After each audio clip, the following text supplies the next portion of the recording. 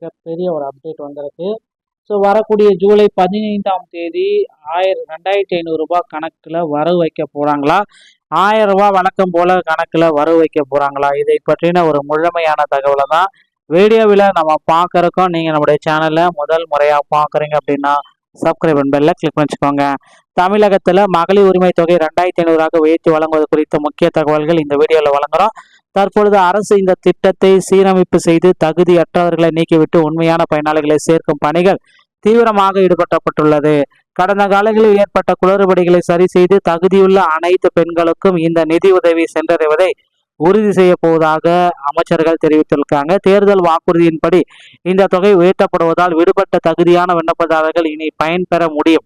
இந்த திட்டத்தில் அதிகாரப்பூர்வமான அறிவிப்பு மற்றும் கூடுதல் நிதி ஒதுக்கீடு மற்றும் குறித்த ஆலோசனைகள் தற்பொழுது இறுதி கட்டத்தில் உள்ளன. அரசின் இந்த அதிரடி மாற்றங்கள் மற்றும் நிதி உயர்வு குறித்த செய்திகளை குடும்ப பெண்களிடையே மிகுந்த மகிழ்ச்சியை ஏற்படுத்தியிருக்கு அப்படின்னு சொல்றாங்க. ஸோ உழைப்பிற்கான அங்கீகாரம், குடும்பத்திற்கான வாழ்நாள் முழுவதும் ஓயாமல் உழைக்கும் ஏழை பெண்கள் அன்றாட தேவைகளை பூர்த்தி கொள்ள இந்த 2500 ரூபாய் அவங்களுக்கு வழங்குறது ஒரு மகிழ்ச்சி.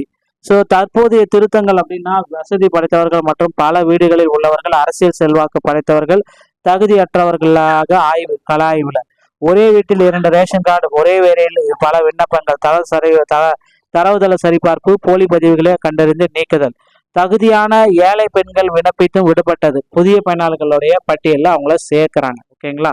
ஸோ முந்தைய திட்டம் பார்த்தீங்கன்னா ஜூன் மாதம் 15ஆம் தேதி வரை 1000 ரூபாய் அக்கௌண்ட்ல வர வச்சாங்க. ஆனால் இப்போ ஜூலை 15ஆம் தேதி குடும்ப தலைவர்களுக்கு மாதந்தோறும் 2500 வழங்குவதற்கான அதிகாரப்பூர்வ அறிவிப்பை விரைவில் வழங்க இருக்காங்க. ஸோ மறுசீரமைப்பு செயல்முறைகள் எல்லாமே நடக்குதுங்க. அரசியல் செல்வாக்கு, போலி விண்ணப்பங்கள், இரட்டை ரேஷன் கார்டு எல்லாமே பார்த்தீங்கன்னா மறுசீரமைப்பு செய்கிறாங்க. அதனால பார்த்தீங்கன்னா இனி இது எல்லாமே நடக்காத பார்த்துருப்பாங்க. அமைச்சர் ரமேஷ் யாரும் விடுபட மாட்டார்கள் அப்படின்னு சொல்றாங்க. இது தமிழக வெற்றி கழகத்தின் முக்கியமான தேர்தல் வாக்குறுதி. ஏற்கனவே வேறு திட்டங்களில் உதவித்தொகை பெறுவர்களோ அல்லது புதியவர்களோ தகுதியுள்ள எவரும் விடுபடாமல் சேர்க்கப்படுவார்கள். அமைச்சர் ஜெகதீஸ்வரி என்ன சொல்றாங்க அப்படின்னு பாத்தீங்கன்னா, பழைய குளறுபடிகள், இரட்டை ரேஷன் கார்டு சரி செய்ய விரிவான ஆலோசனை நடத்திட்டு இருக்கோம்.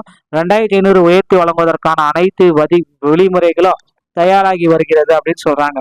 ஸோ கடந்த கால தவறுகள் என்ன அப்படின்னு பார்த்தீங்கன்னா, முன்பு பார்த்தீங்கன்னா புகார் அளித்து ஏழை பெண்கள் நிராகரிப்பு.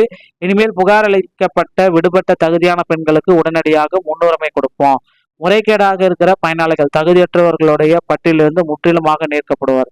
குழப்பமான விதிகள், அனைவருக்கும் சமமான வெளிப்படையான புதிய அரசாணை, கள ஆய்வு, நிதி ஒதுக்கீடு, அதிகாரப்பூர்வ அறிவிப்பு விரைவில் வர இருக்கு அப்படின்றதுக்கு உண்டான ஒரு அப்டேட்டை நமக்கு கொடுத்துருக்காங்க.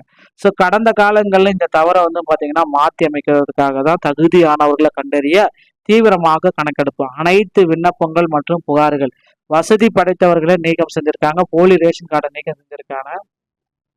உண்மையான வறுமை நிலையில் உள்ள புதிய பயனாளிகளுடைய பட்டியல் இதுல சேர்க்கப்பட்டிருக்கு.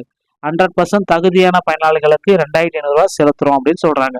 தகுதி வாய்ந்த ஒருவரும் விடுபட மாட்டார்கள், அமைச்சர் உறுதியா சொல்லியிருக்காங்க.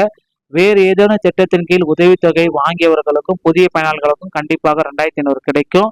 தகுதியுடைய அனைவரின் பெயர்களும் சேர்க்கப்படும் அப்படின்னு சொல்றாங்க. அதே போல பென்ஷன், ஓஏபி 60 வயசுக்கு உட்பட்டவங்களுக்கு 2500, 60 வயசுக்கு மேல போச்சு அப்படின்னா 3000 அறிவிக்க இருக்காங்க. ஸோ தற்போது நடப்பது என்ன அப்படின்னு பார்த்தீங்கன்னா, கணக்கெடுப்பு, தகுதியற்றவர்களை நீக்கி புதிய பயனாளர்களை சேர்க்கும் பணி தொடங்கிட்டு இருக்காங்க. நிதி ஒதுக்கீடு, பட்டியல் முடிவடைந்த பின்பு அரசல் கூடுதல் நிதியை ஒதுக்கீடு செய்தல், அதிகாரப்பூர்வ அறிவிப்பு, திட்ட துவக்க தேதி அறிவிக்கிறாங்க. 2500 ரூபாய் விநியோகம் செய்யறாங்க.